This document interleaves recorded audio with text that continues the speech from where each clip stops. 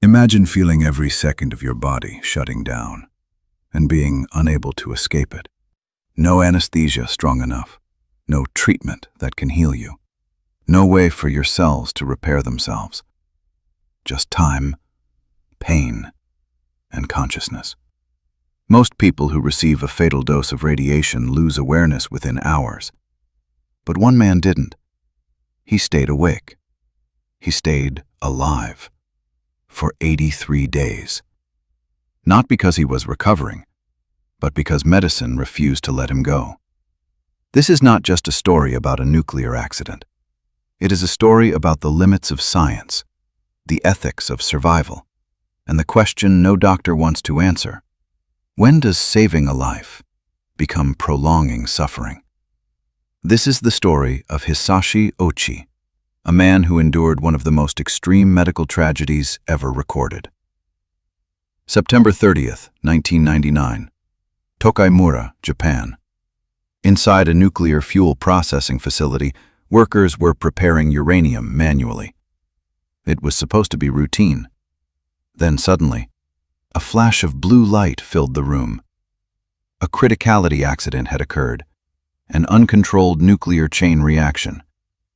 In less than a second, Ouchi's body absorbed an estimated 17 sieverts of radiation. To understand how extreme that is, a dose of 8 sieverts is considered almost always fatal. He received more than double. Yet, he did not die immediately. When he arrived at the hospital, he was conscious. He was able to speak.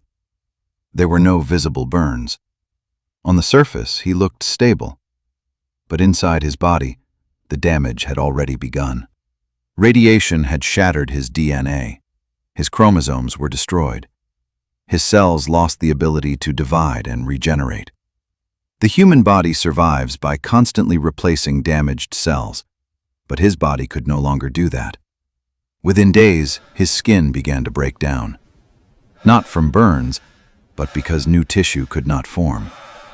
His immune system collapsed. Fluids leaked from his body. Every protective layer that keeps us alive was slowly disappearing. Doctors attempted every treatment available. Massive blood transfusions, stem cell transplants, advanced skin graft procedures. For a brief moment, there was hope. But each treatment failed, because his body no longer had the ability to heal. At one point, his heart stopped multiple times in a single day. Each time, he was resuscitated, pulled back into consciousness, pulled back into pain. What began as an attempt to save a life became a profound medical and ethical challenge. How far should medicine go when recovery is no longer possible? Reports from the time describe moments when he expressed that he could not endure the suffering any longer.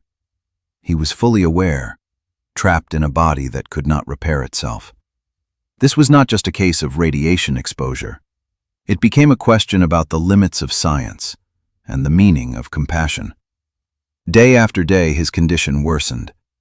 There was no skin left to protect him, no immune system to fight infection, no cellular regeneration to rebuild what was lost. After 83 days, on December 21st, 1999, his body finally stopped. His story remains one of the most difficult chapters in medical history, not because of the science alone, but because of what it teaches us about human suffering, medical responsibility, and the limits of technology. It forces us to ask a question that still has no easy answer. Just because we have the power to keep someone alive, does that mean we always should?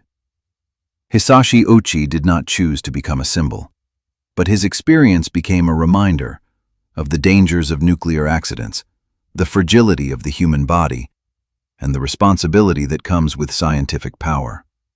A story not meant to shock, but to be remembered.